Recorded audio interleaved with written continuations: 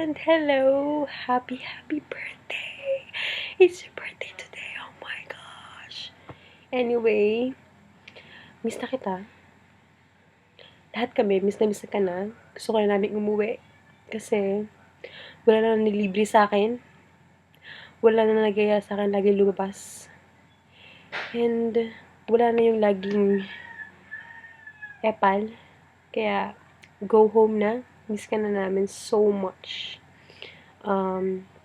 Wish ko sana pagbalik mo dito, ikaw pa rin yung dating Camille, na best friend ko na sobrang mag-English at sobrang lalim mag-explain. At isa lang ang tinanong ko, ang dami mo nang sinabi. Sana ganun ka pa pagbalik mo. And kung magkakaroon ka man ng problems, lalong-lalo na sa pagbalik mo dito dahil dun sa course na gusto mong i-take, whether it's science or babalik ka sa CA, approach lang us. We are here to help you in all the way. And uwi ka na kasi wala na akong laging kasama. Ang hirap maghanap ng kasama. Okay? Lalo na pag yung vacant hours ko, wala akong kasama, lagi ako nasa library ng mag-isa. Tapos pag gusto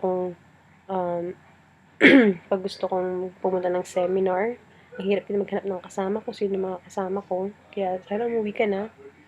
And okay lang sa akin kahit na bumalik ka dito ng wala yung pasalubong namin, basta makauwi ka lang ng safe.